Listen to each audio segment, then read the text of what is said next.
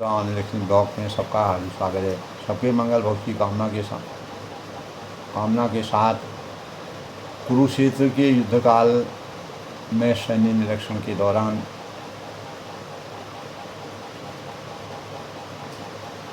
जब भीष्म तथा दुर्योधन के पक्ष में अन्य वीरों के ने अपने अपने शंख बजाए तो पांडवों के हृदय विदीर्ण नहीं हुए। तो ऐसी घटनाओं का वर्णन नहीं मिलता है, किंतु इस प्रकार के विशिष्ट रचनाओं में जो भगवत कृष्ण भावनामृत में यानी श्रीमद् भागवत में यथारूप वर्णन किया गया है कि पांडव पक्षी के शंख नाद से धृतराष्ट्र के पुत्रों के हृदय विदीर्ण हो गए और इसका कारण स्वयं पांडव और भगवान श्री कृष्ण में उनका विश्वास है। तो परमेश्वर की शरण ग्रहण करने वाले को किसी प्रकार का कोई कष्ट नहीं होता है और कोई भी शंका भाव अंतःकरण में नहीं रहती है।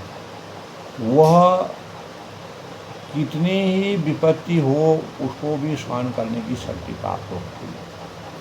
तो श्रीमद् भागवत में श्री कुरुक्षेत्र के युद्ध स्थल में सैन्य निरीक्षण के दौरान आज तीसरे अंक के अनुसार जो वर्णन किया गया है उन भावों का समीचीन यानी आगे के भाव किस प्रकार से हमारे अंतःकरण में आते हैं, कुरुक्षेत्र में क्या हुआ था। अथ व्यवस्थिता वृद्धांग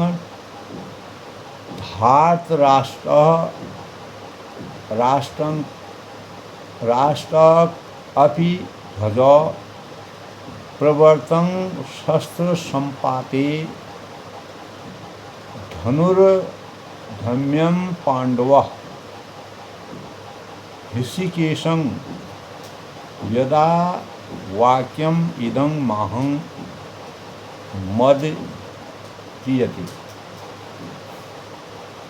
यानी जब उस समय हनुमान से अंकित ध्वजा लगे रथ पर आसीन पांडु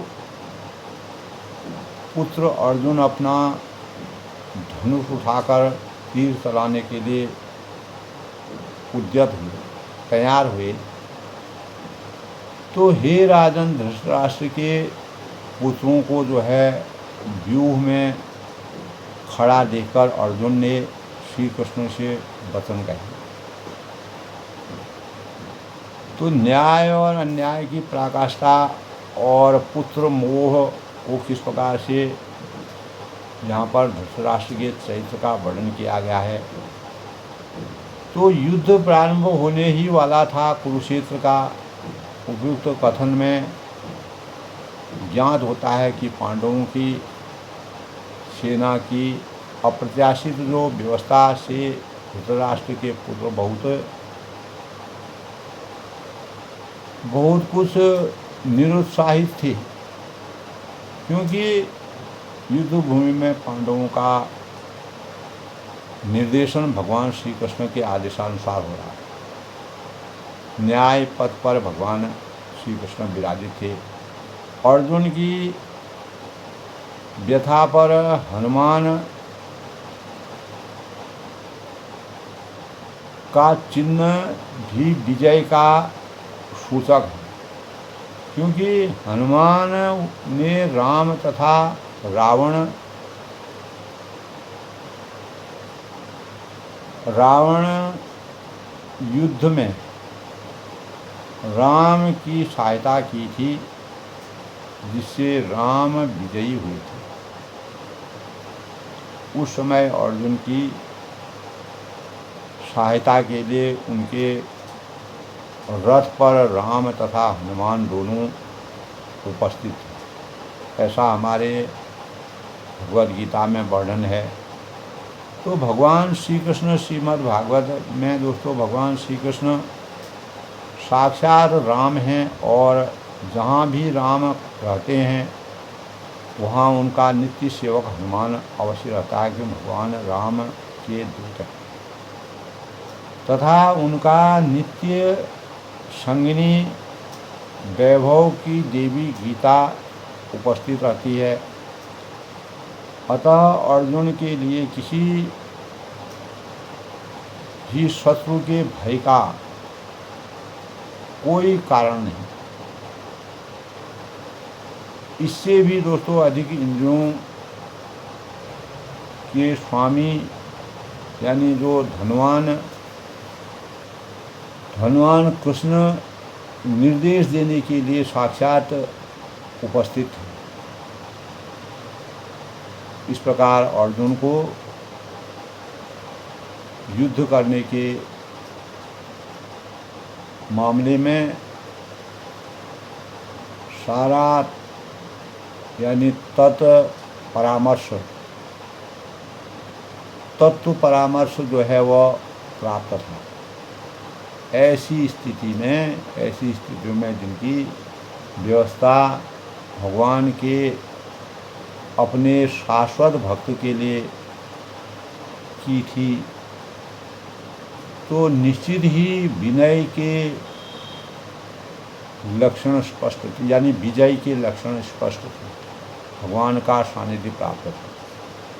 शेन योर भयो उच्चे रथं स्थापय मेऽच्युतः यावदेताति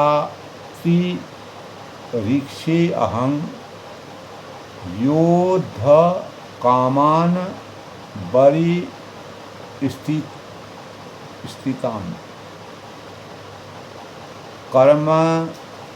कर्मेवा सह योद्ध व्ययम्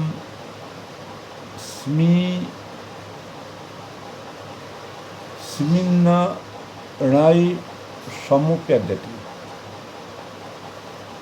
यानी कहने का तात्पर्य यह है कि दोस्तों यद्यपि श्री कृष्ण साक्षात श्री भगवान हैं, किंतु वे कौतुकी कृपा वज्ञ अपने शिव की सेवा में लगे हुए थे। तो वे अपने भक्तों पर स्नेह दिखाने से कभी नहीं चूकते। इसीलिए अर्जुन ने उन्हें अच्युत कहा। तो सारथी रूप में उन्हें अर्जुन की आज्ञा का पालन करना था, और उन्होंने इसमें कोई संकोच नहीं किया। अतः उन्हें अच्युत कहकर संबोधित किया गया है। यद्यपि उन्होंने अपने भक्त का सारथी पद स्वीकार किया था, किंतु इसमें उनकी परम स्थिति अक्षुण्ण बनी रही, हमेशा विराजित रही। तो प्रत्येक परिस्थिति में, हर परिस्थिति में वे इंद्रियों के स्वामी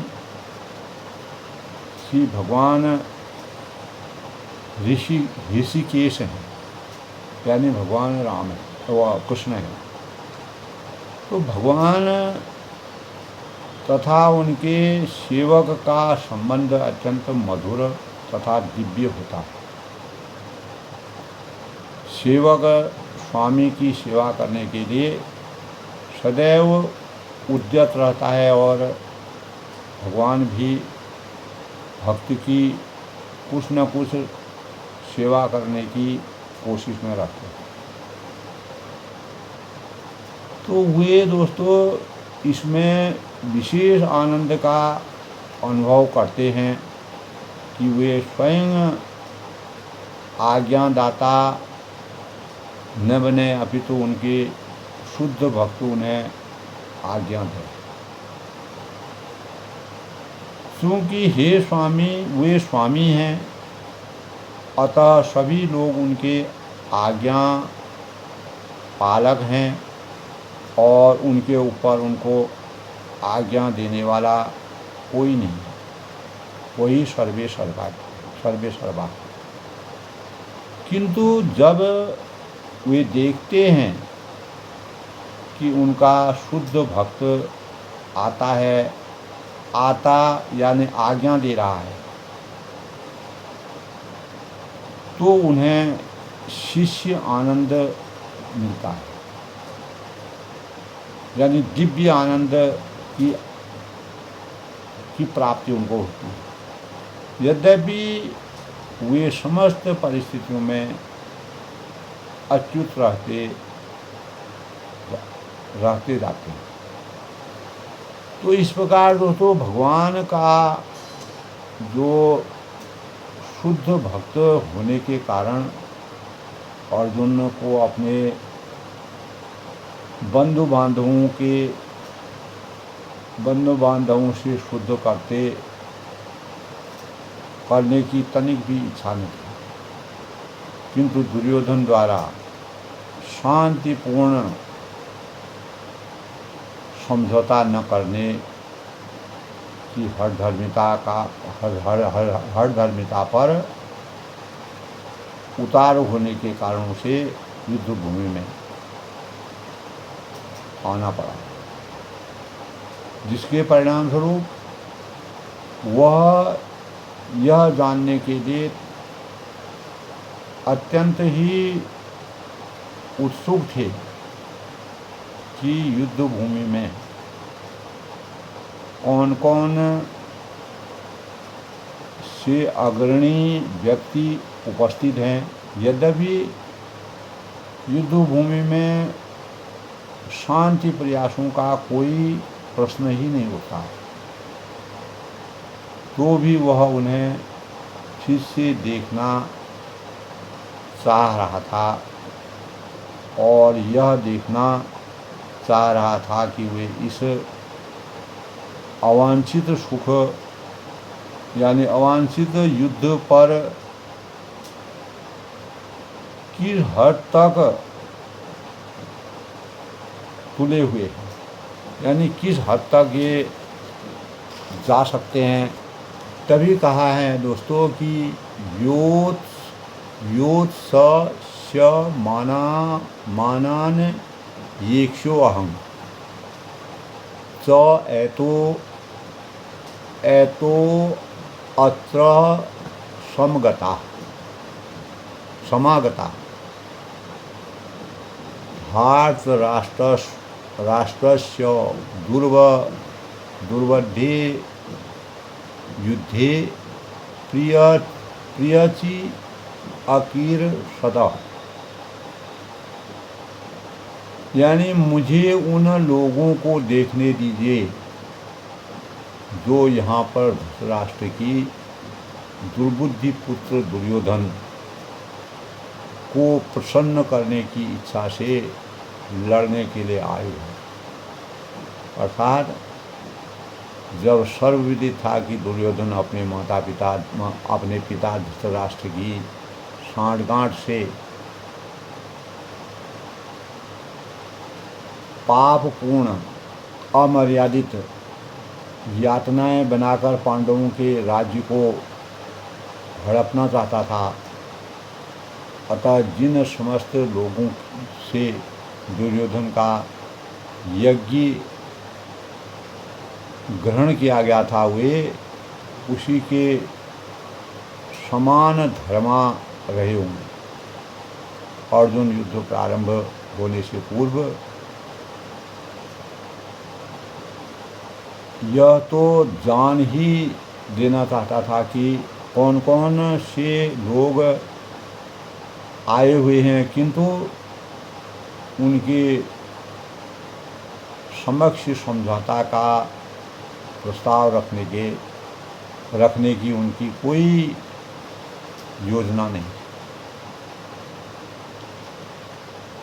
तो दोस्तों, इसीलिए यह भी लक्ष्य था कि वह उनकी शक्ति का, जिसका उसे सामना करना था, अनुमान लगाने की दृष्टि से उन्हें देखना चाह रहा था। तो यद्यपि उसे अपनी विजय का विश्वास था, क्योंकि कृष्ण जो है उसकी बगल में विराजमान था। तो यौम उक्तो ऋषिकेशो गुडा के केशेन भारतः सैन्योरुभ यो मध्ये स्थापयित्वा रथोत्त उत्तमम्। यानी संजय ने कहा कि हे भारतवंशी अर्जुन द्वारा इस प्रकार संबोधित किए जाने पर भगवान श्री कृष्ण ने दोनों दलों के बीच में उस उत्तम रथ को लाकर खड़ा कर दिया। यानी इस रहस्य से अर्जुन को यानी गुडा केश कहा जाता है। गुडा का अर्थ होता है कि नींद, और जो नींद को जीत लेता है, यह गुडाकेश है। तो नींद का अर्थ अज्ञान भी है। अतः अर्जुन ने कृष्ण की मित्रता के कारण नींद तथा अज्ञान दोनों पर विजय प्राप्त की थी, भगवान श्री कृष्ण की कृपा से। तो कृष्ण के भक्त के रूप में वह कृष्ण को क्षण भर भी नहीं भूल पाता था, क्योंकि भक्त का स्वभाव भी ऐसा होता है। यहाँ तक कि दोस्तों, चलते अथवा सोते हुए ही कृष्ण के नाम, रूप, गुण तथा लीलाओं के चिंतन से भक्त कभी मुक्त नहीं हो सकता, मुक्त हो ही नहीं सकता। अतः कृष्ण का भक्त उनका निरंतर चिंतन करते हुए नींद तथा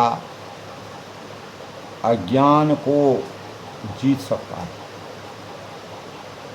तो इसी को कृष्ण भावनामृत की समाधि कहते हैं।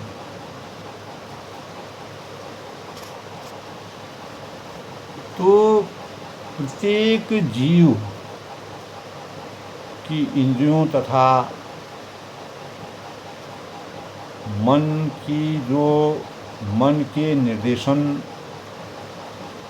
अर्थात ऋषिकेश के रूप में श्री कृष्ण और अर्जुन के जो मंतव्य को समझ गए, जान गए, बूझ गए, वह वर्षों सेवाओं के मध्य में रथ को खड़ा करवाना चाहता है। अतः उन्होंने वैसा ही किया और फिर वे इस प्रकार बातें करते हैं। क्या कहते हैं? भीष्म द्रोण प्रभुखतः सर्वेषां च महिश्चिताम् उचाव पार्थ पर्ष तान समवेता अंतुरुनीति अर्थात द्रोण तथा जो विश्व भर के अन्य समस्त राजाओं के सामने भगवान ने कहा कि हे पार्थ, यहाँ पर एकत्र सारे कौरवों को देखो। इसका तात्पर्य यह है कि समस्त जीवों के परमात्मा स्वरूप भगवान श्री कृष्ण यज्ञ जानते थे। भगवान कृष्ण यह जानते थे कि अर्जुन के मन में अंतःकरण में क्या बीत रहा है। इस प्रसंग में जो ऋषिकेश शब्द का प्रयोग सूचित करता है कि वे सब कुछ जानते थे, विज्ञ थे। इसी प्रकार पार्थ शब्द अर्थात प्रथा या कुंती पुत्र भी अर्जुन के लिए प्रयुक्त होने के कारण महत्वपूर्ण है। मित्र के रूप में वे अर्जुन को बता देना चाहते हैं कि क्योंकि अर्जुन उनके पिता वसुदेव की बहन प्रथा के पुत्र थे, इसीलिए उन्होंने अर्जुन को सारथी बनाना स्वीकार किया। किंतु जब उन्होंने अर्जुन से कौरवों को देखा, अर्जुन ने कौरवों को देखा कहा, तो इससे उनका क्या अभिप्राय था? क्या अर्जुन वहीं पर रुक कर युद्ध करना नहीं चाहते थे? तो कृष्ण को अपनी बुआ प्रथा के पुत्र से कभी भी ऐसी आज्ञा नहीं थी। इस प्रकार से कृष्ण ने अपने मित्र को मनस्थिति की पूर्व सूचना परिहासवश दी है। तत्रापश्य स्थित बंधितां पार्थः पितृनथ पितामहान् आचार्य आन्मातुल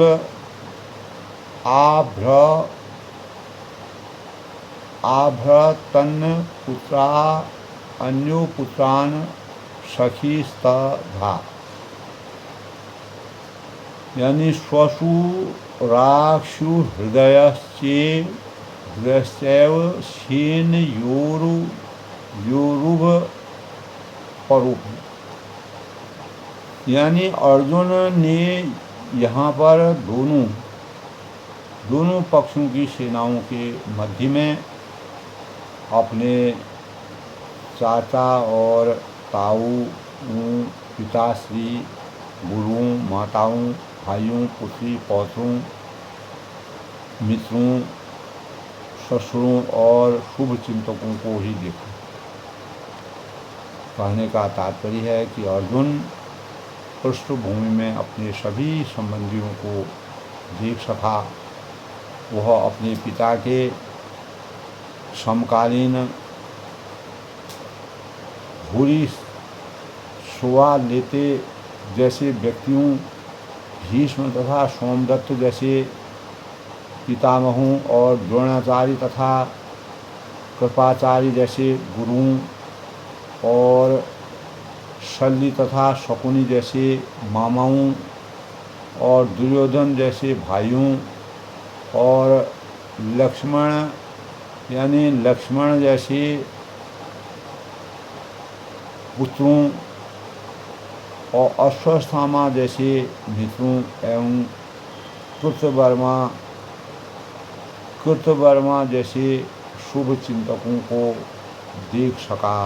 वह उन सेनाओं को भी देख सका जिनमें उनके अनेक मित्र थे। तो इसीलिए दोस्तों कुंती पुत्र अर्जुन ने मित्रों तथा संबंधियों की इस विभिन्न श्रेणियों को देखा तो वह करुणा से अभिभूत हो गए, दया उनको आ गई। इस प्रकार वह बोले कि अर्जुन ने कहा कि हे कृष्ण, इस प्रकार युद्ध की इच्छा रखने वाले अपने मित्रों तथा संबंधियों को अपने समक्ष उपस्थित देखकर मेरे शरीर के अंग कांप रहे हैं और मेरा मुंह सूखा जा रहा है। यानी भावार्थ यह है कि दोस्तों यथार्थ शक्ति से युक्त मनुष्य में वे सारे सद्गुण रहते हैं और सत्पुरुषों के दरवाज़ों में सत्पुरुषों या देवताओं में जो ऐसे लोग पाए जाते हैं, जबकि अभक्त अपनी शिक्षा और संस्कृति के द्वारा भौतिक योग्यताओं में चाहे कितना भी उन्नत क्यों न हो, इन ईश्वरीय गुणों से विहीन होते।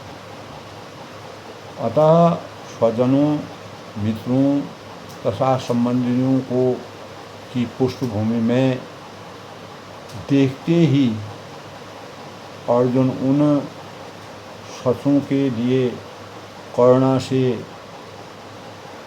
अभिभूत हो गए जिन्होंने परस्पर युद्ध करने का निश्चय किया। तो यहाँ तक दोस्तों उसके अपने सैनिकों का संबंध था। यह उनके प्रति आरंभ से दयालु थे, किंतु विपक्षी दल जो है के सैनिकों को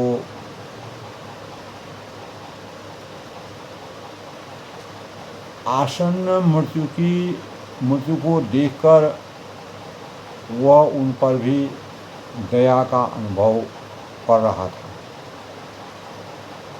और जब वह इस प्रकार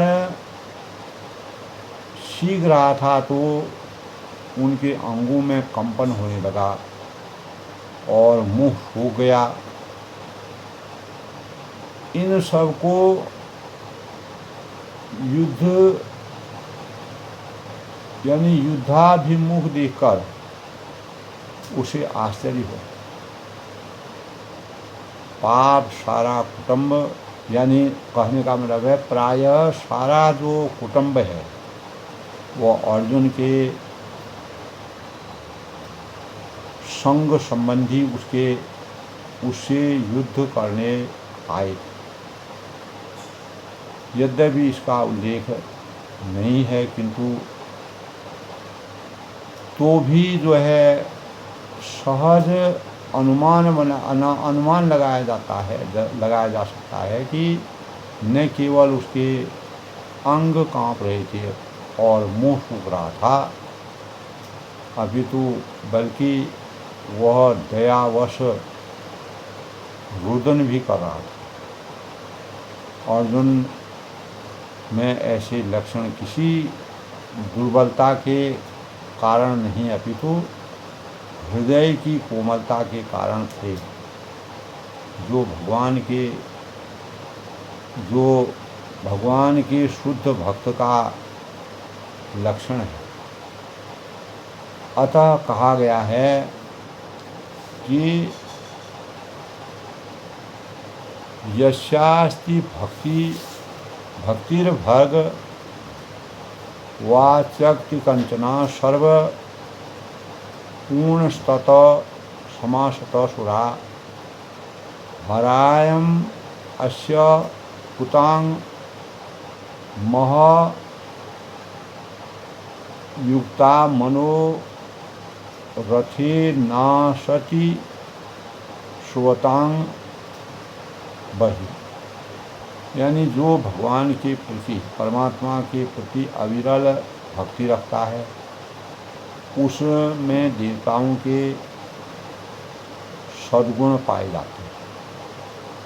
किंतु जो भगवान नहीं है, उनके पास भौतिक योग्यताएं भी रहती हैं, जिनका कोई भी पुण्य नहीं होता है।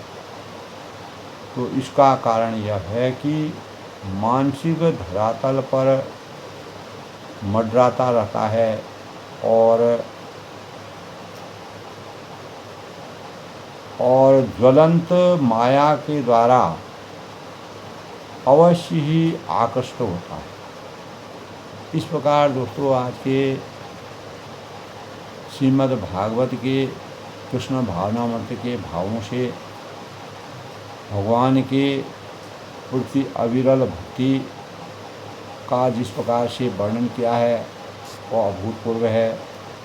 इसी प्रकार कुरुक्षेत्र के युद्ध स्थल में सैन्य निरीक्षण का वर्णन भगवान श्री कृष्ण और अर्जुन के बीच के प्रसंग आते हैं। किस प्रकार से अर्जुन अपने मित्र सगे संबंधियों को देख करके उनका मुंह सूख जाता है, वह स्तब्ध हो जाते हैं और वह यद्यपि डरपोक नहीं हैं, लेकिन भगवान के निकट जो रहते हैं उनमें इस प्रकार के लक्षण विद्यमान रहते हैं। इसी प्रकार दोस्तों, कृष्ण भावनामृत के विचारों का मंथन करते रहें, अपने ज्ञान को बढ़ाएं। इस प्रकार प्रेरणा के भावों से अपने अंतःकरण में भगवान की वास्तविकता, भगवान श्री कृष्ण के रहस्यों का हम अनुसरण करते रहें और लोग सुखी रहें, खुश रहें।